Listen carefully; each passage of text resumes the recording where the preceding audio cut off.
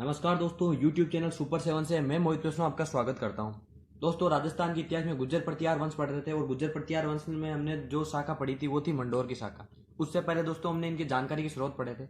आज दोस्तों हम जो पढ़ने जा रहे हैं वो भीनमाल की शाखा। मंडोर की शाखा में हमने देखा था कि अंतिम शासक जो प्रतिहार वंश का अंतिम शासक है मंडोर में, वो है इंदा प्रतिहार। वो दोस्तों रावचुंडा से अपनी पुत्री का विवाह करता है और दोस्तों दहेज में मंडोर उनको दे देता है और इस प्रकार मंडोर जो मारवाड़ के अधीन हो जाता है। और दोस्तों आज हम जो शाखा पढ़ने जा रहे हैं वो है भीनमाल के प्रतिहार।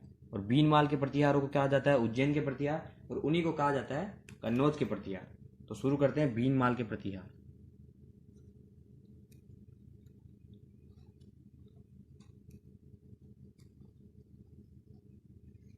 दोस्तों जो यहाँ के शासक हुए वो अपनी जो स्थापना है या शुरुआत है वो नागभट्ट प्रथम से मानते हैं। तो इनका मूल पुरुष कौन है? नागभट्ट प्रथम। ये क्या है दोस्तों? इनका मूल पुरुष। और दोस्तों हमने जो मंडोर की शाखा देखी थी उसमें हमने देखा था कि वो अपनी शुरुआत मानते हैं ब्राह्मण हरिश्चंद्र से। तो यहाँ शुरुआत करने वाला कौन है? नागभट्ट प्रथम। और दोस्तों भीनमाल में इन्होंने स्थापना की कैसे? तो यहाँ पर एक चावड़ा वंश था, चावड़ा वंश। और चावड़ा वंश के दोस्तों शासक को मारकर नागभट्ट प्रथम ने यहाँ पर अधिकार किया था और ये अधिकार किया था उसने 739 ईस्वी में। तो भीनमाल पे अधिकार किस प्रकार किया नागभट्ट ने, ये हमने देखा। अब दोस्तों हम शुरू करते हैं जो नागभट्ट प्रथम है उनके जीवन का जो इतिहास मिलता है वो नागभट्ट प्रथम। दोस्तों जैसा कि विदित हो रहा है कि इनको भीनमाल के प्रतिहारों का क्या है, ये मूल पुरुष। और इसके साथ में दोस्तों ये कहाँ कहाँ पर अपने साम्राज्य का विस्तार करता है वो देखते हैं। उससे पहले दोस्तों मैं आपको एक बात बता देना चाहता हूँ। नागभट्ट प्रथम है, इसको गुर्जर प्रतिहारों का वास्तविक संस्थापक कहा जाता है। जबकि दोस्तों नागभट्ट प्रथम के बाद में एक शासक बनेंगे वत्सराज। जो एनसीईआरटी है दोस्तों वो वत्सराज को क्या मानती है? गुर्जर प्रतिहारों का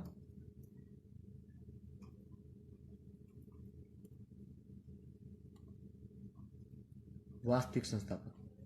तो दोस्तों वास्तविक संस्थापक को लेके जो भेद हैं वो देख लीजिएगा कि एनसीईआरटी किसको मानती है? गुर्जर प्रतिहारों का वास्तविक संस्थापक वो मानती है वत्सराज को। जबकि दोस्तों इतिहासकार किनको मानते हैं? वो मानते हैं नागभट्ट प्रथम को। तो इनको भी वास्तविक संस्थापक कहा जाता है और इनको भी। अब दोस्तों नागभट्ट प्रथम के बारे में हम देखते हैं कि ये तो है मूल पुरुष। पहला हुआ दोस्तों, इन्होंने अपनी राजधानी क्या बनाई? राजधानी। जब दोस्तों अधिकार किया है भीनमाल पर तो इनकी पहली राजधानी है भीनमाल। ये हुई इनकी पहली राजधानी। और यही दोस्तों अपनी दूसरी राजधानी बनाएंगे, वो बनाएंगे उज्जैन को। तो इसीलिए दोस्तों भीनमाल के प्रतिहार या उज्जैन के प्रतिहार। अब दोस्तों कन्नौज के प्रतिहार कहने के पीछे जो कारण मिलता है वो दोस्तों हम आगे पढ़ेंगे। अब दोस्तों पहले नागभट्ट प्रथम के बारे में पढ़ते हैं।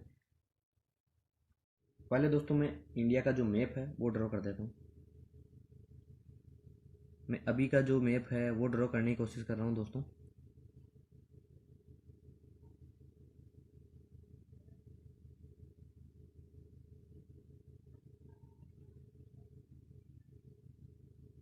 ये कुछ इस प्रकार का दोस्तों ड्रॉ किया है मैंने।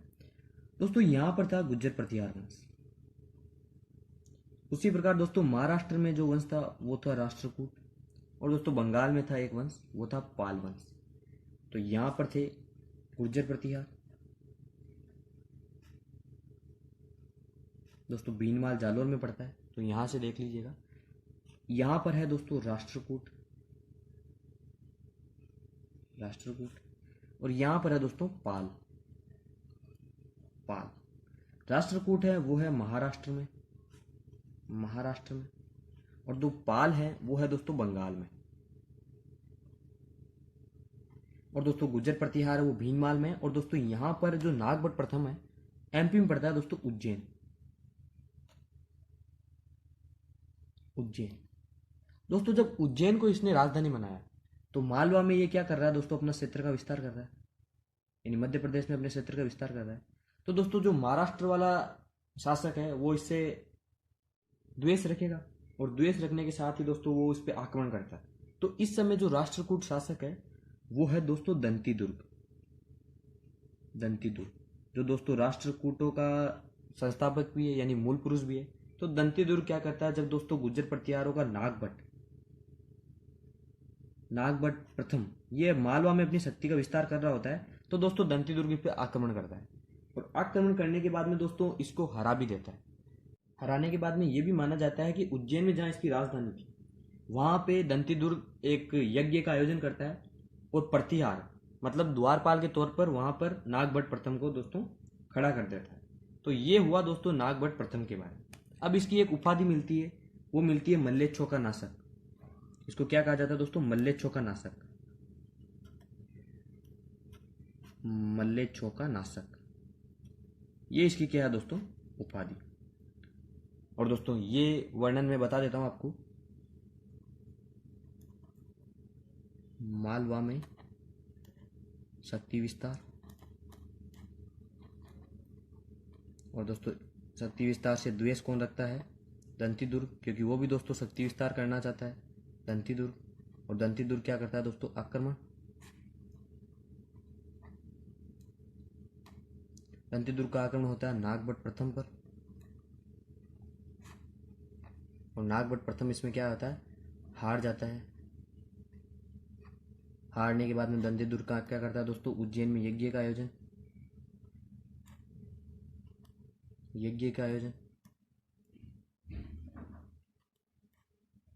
और यज्ञ के आयोजन में दोस्तों द्वारपाल के रूप में खड़ा किसको कर देता है, द्वारपाल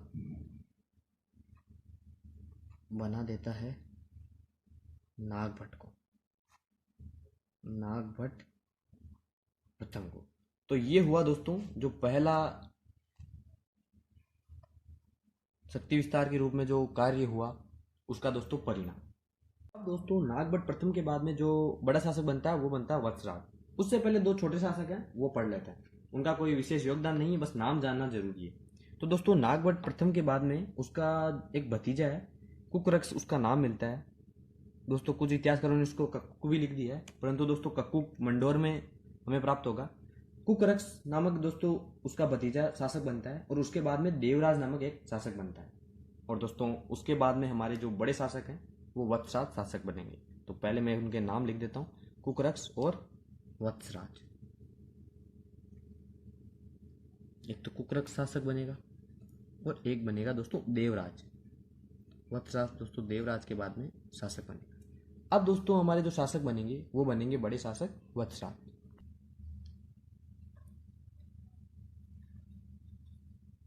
वत्सराज दोस्तों वत्सराज से पहले मैं एक बात बताना भूल गया। जो देवराज है दोस्तों वो उज्जैन को प्रतिहारों के समक्ष वापस ले आता है, यानी उज्जैन को पुनः अधीन कर लेता है। उज्जैन को अधीन किया गुर्जर प्रतिहारों। ये जानना जरूरी है, क्योंकि दोस्तों उज्जैन जिसको दंती दुर्ग छीन लेता है नागभट्ट प्रथम से, उसको वापस अधीन किसने किया, तो देवराज ने। अब दोस्तों हमारा वत्सराज है, उसको शुरू करते हैं। दोस्तों जो इसका कार्यकाल मिलता है वो मिलता है 783 से 783 ईस्वी से लेकर 795 ईस्वी तक। ठीक है दोस्तों। और उससे पहले दोस्तों मैंने नागभट्ट में आपको बताया नहीं, नागभट्ट का जो मिलता है वो मिलता है दोस्तों 730 से लेके 760 ईस्वी तक।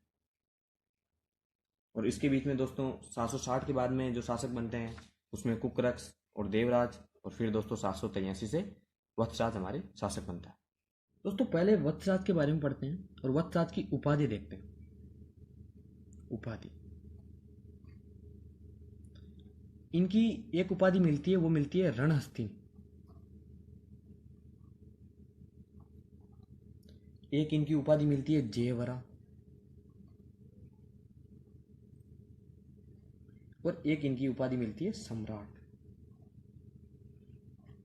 दोस्तों रणहस्तिन का मतलब होता है युद्ध का हाथी। तो वत्सराज की उपाधि है रणहस्तिन, तो युद्ध का हाथी से संबंधित उससे है। फिर है दोस्तों जयवरा। जयवरा का भागवत धर्म को संरक्षण देने के कारण इसकी उपाधि क्या है, जयवरा। और दोस्तों एक इनकी उपाधि मिलती है सम्राट। अब दोस्तों वत्सराज के काल में सबसे महत्वपूर्ण कार्य होता है वो होता है त्रिपक्षीय संघर्ष की शुरुआत। तो इनके काल में जो बड़ा कार्य है वो है त्रिपक्षीय संघर्ष की शुरुआत।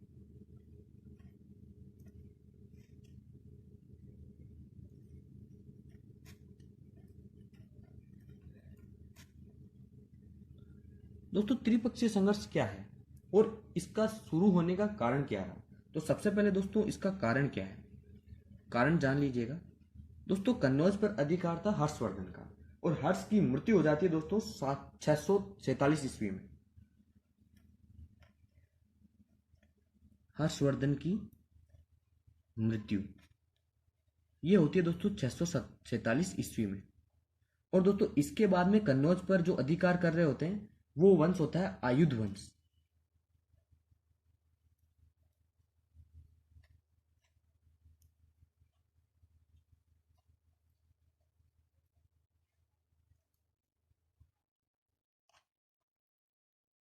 और दोस्तों आयुध वंश के जो शासक रहते हैं वो दोस्तों बहुत कमजोर रहते हैं, और इधर दोस्तों प्रतिहार वंश उभर रहा होता है, नागभट्ट यहाँ पर मालवा में अधिकार कर रहा होता है। और दोस्तों जो कन्नौज है, कन्नौज पर अधिकार करने की दोस्तों होड़ होती है, और वही कहलाता है दोस्तों त्रिपक्षीय संघर्ष। कन्नौज है कहाँ पर?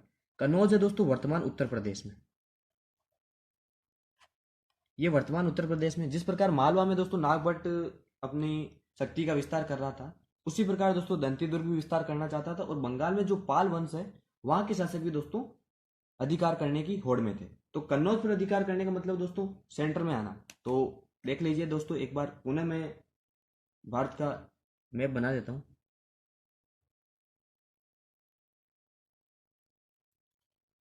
ये चिकन नेक है दोस्तों।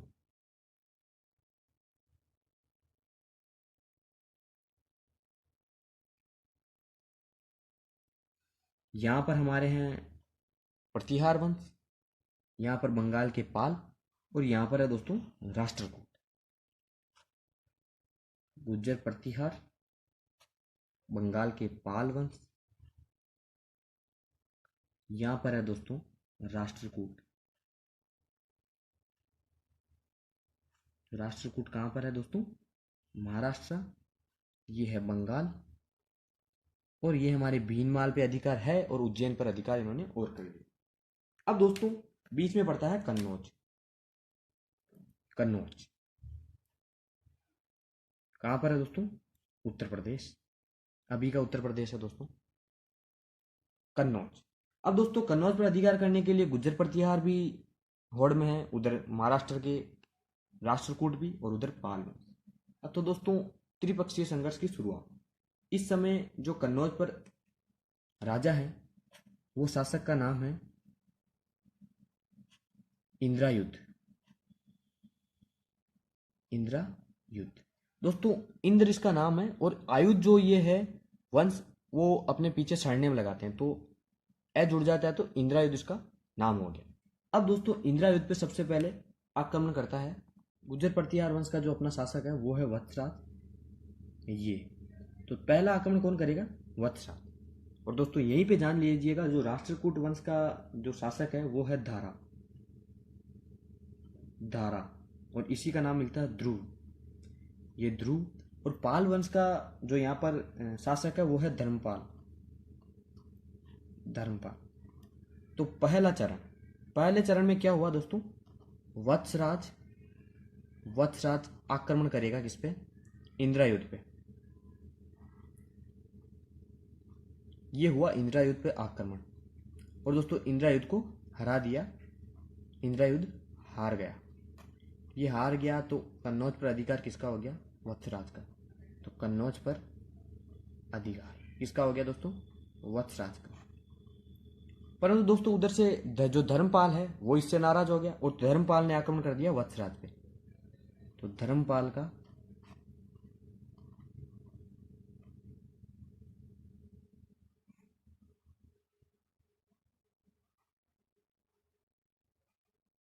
ये वत्सराज पर आक्रमण है। परंतु दोस्तों वत्सराज धर्मपाल को हरा देता है, तो धर्मपाल हार गया। एक परिणति हुई दोस्तों ये। अब दूसरा क्या होता है दोस्तों? जो राष्ट्रकूट है उसका भी शासक है ध्रुव, वो भी दोस्तों उत्तर भारत की ओर बढ़ता है, और उत्तर भारत में दोस्तों वत्सराज पर आक्रमण करता है। तो वत्सराज पर आक्रमण। और ये आक्रमण कौन करता है? ये करता है दोस्तों धारा या ध्रुव। और दोस्तों ध्रुव इस पे आक्रमण करता है तो ध्रुव जीत जाता है। ये क्या हुआ दोस्तों? जीत गया। और वत्सराज इससे हार जाता है। और दोस्तों राष्ट्रकूटाओं का अधिकार कहां पर हो जाता है? कन्नौज पर। तो इसकी परिणति देखते हैं यहां पर। कन्नौज पर अधिकार किसका हुआ? कन्नौज पर अधिकार ये हो जाता है राष्ट्रकूटों का। किसका अधिकार हुआ दोस्तों? राष्ट्रकूटा का। परंतु दोस्तों जो धारा है जब उत्तर की ओर बढ़ रहा होता है तो दक्षिण में उसकी तरफ क्या होने लग जाते हैं? विद्रोह। तो दक्षिण में विद्रोह के कारण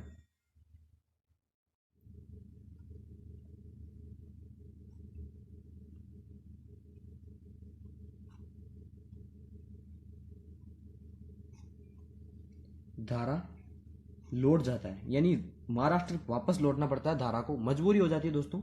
और धारा जब लौट जाता है तो दोस्तों धर्मपाल फिर से आक्रमण करता है कन्नौज पर। और कन्नौज पर पुनः आक्रमण कौन करता है? धर्मपाल।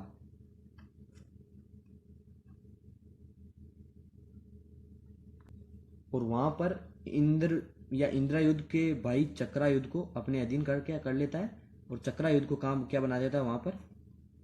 शासक, यानी कठपुतली शासक बना दिया किसने? धर्मपाल ने चक्रायुध को। तो ये हुआ दोस्तों पहला जो संघर्ष होता है कन्नौज के लिए वो। उसके बाद में दोस्तों हम और भी पढ़ेंगे कन्नौज के लिए, परंतु दोस्तों धर्मपाल ने चक्रायुध को शासक बना दिया। यहां तक दोस्तों जो पहला सेगमेंट है उसको खत्म करते हैं और शुरू करते हैं वत्सराज के काल में हुए जो स्थापत्य कला और साहित्य में जो योगदान मिलता है वो। और उसके बाद में हम अगले शासक पढ़ेंगे और उनके काल में जो हमने त्रिपक्षीय संघर्ष पढ़ा उसके आगे पढ़ेंगे। तो पहले देखते हैं दोस्तों जो साहित्यिक मिलता है वो। तो दरबारी रहते हैं, दरबारी विद्वान, वो रहते हैं वत्सराज के उद्धोतन सूरी।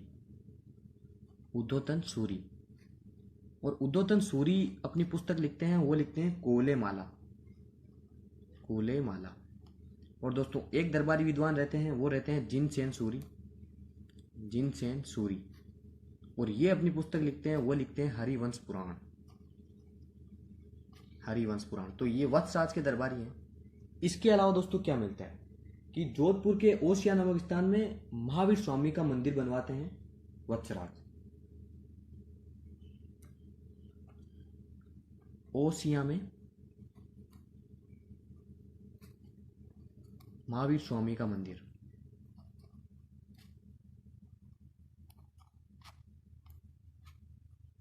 ये कौन बनवाते हैं? वत्सराज। और दोस्तों इस मंदिर को माना जाता है कि ये पश्चिम भारत का सबसे प्राचीन मंदिर। तो यहां होते हैं हमारे वत्सराज जी खत्म। इसके बाद में जो शासक बनते हैं वो बनते हैं नागभट्ट द्वितीय। दोस्तों नागभट्ट प्रथम हम पढ़ चुके हैं, जिनको आदि पुरुष या मूल पुरुष कहा जाता है। और अब हम पढ़ने जा रहे हैं वो है नागभट्ट द्वितीय। और दोस्तों इनके काल में जो दूसरा सेगमेंट है हमारे त्रिपक्षीय संघर्ष का वो पढ़ेंगे।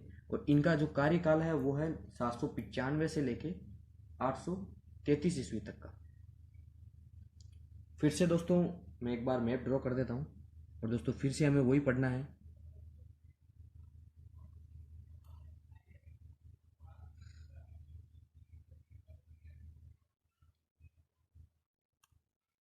यहाँ पे गुर्जर प्रतिहार, यहाँ पे पाल, और यहाँ पर राष्ट्रकूट।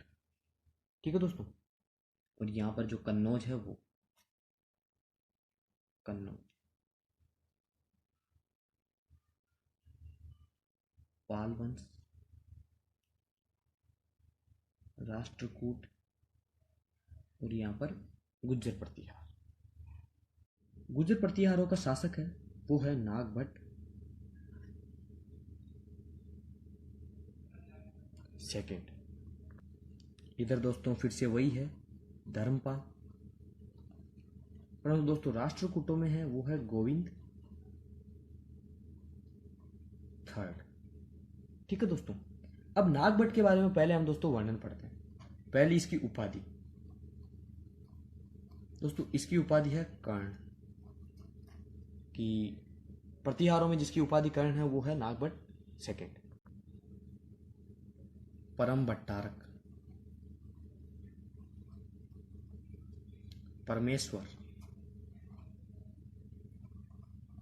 और महाराजाधिराज। दोस्तों ये जो उपाधियां हैं ये हमें चौहानों में भी मिलेगी, और दोस्तों यही तीन उपाधियां हमें मेवाड़ के गुहिल वंश के एक शासक की भी मिलेगी। तो दोस्तों मेवाड़ के गुहिल वंश में भी मैं पढ़ा चुका हूं, और उसमें भी दोस्तों ये उपाधियां हैं, तो ये उपाधि याद रखिएगा। इसके साथ में दोस्तों इसकी माता का नाम मिलता है, वो मिलता है सुंदर देवी। पिता दोस्तों वत्सराज है और माता है सुंदर देवी। और दोस्तों इस समय गुर्जर प्रतिहारों के काल में, जो नागभट्ट सेकंड का काल है, इस समय पुनः शुरू हो जाता है। जो हमारा दूसरा सेगमेंट है दोस्तों किसका, त्रिपक्षीय संघर्ष का, तो वो प्रारंभ करते हैं। इस समय दोस्तों कौन किस पे अधिकार करता है वो शुरू करते हैं। कन्नौज का शासक है दोस्तों चक्रायुध, चक्रायुध। और दोस्तों उसको शासक बनाया किसने, धर्मपाल ने। ये हम पहले में पढ़ चुके हैं, धर्मपाल ने इसको शासक बनाया। तो दोस्तों इस समय नागभट्ट हमला करेगा या आक्रमण करता है, नागभट्ट सेकंड किस पे करता है दोस्तों आक्रमण, ये करता है चक्रायुध पे। चक्रायुध पे, चक्रायुध पे क्या किया दोस्तों आक्रमण, और जीत लेता है कन्नौज को। कन्नौज को, कन्नौज को जीत लिया। तो दोस्तों धर्मपाल ने इसको शासक बनाया था चक्रायुध को, तो धर्मपाल से लड़ना तय हो गया, और धर्मपाल को नागभट्ट हराता है। एक युद्ध होता है मुंगेर का युद्ध, मुंगेर का युद्ध। और मुंगेर दोस्तों बिहार में है। होता किसके किसके मध्य है, नागभट्ट सेकंड, और सामने कौन है दोस्तों, धर्मपाल। तो नागभट्ट सेकंड वो जीत जाता है। उसी प्रकार दोस्तों जिस प्रकार राष्ट्रकूटों में हमने देखा था कि धारा है जो उत्तर में अभियान करता है, उसी प्रकार गोविंद भी से तृतीय भी दोस्तों ऊपर आता है, और दोस्तों नागभट्ट सेकंड पे हमला करता है। तो गोविंद सेकंड नागभट्ट सेकंड पर क्या करता है, आक्रमण, और दोस्तों हरा देता है। यानी गोविंद तृतीय है दोस्तों, ये सॉरी जीत जाता है, और दोस्तों नागभट्ट जो सेकंड है वो हार जाता है। ये हुआ दोस्तों कन्नौज के लिए होड़ के अभियान। परंतु दोस्तों इसके बाद में क्या होता है, गोविंद तृतीय जाता है दोस्तों दक्षिण में, ये दक्षिण में चला जाता है, और दक्षिण में ये जाते ही दोस्तों नागभट्ट फिर से एक्टिव होता है, और फिर से एक्टिव होने के साथ में दोस्तों ये कन्नौज पर क्या कर लेता है, अधिकार, कन्नौज पर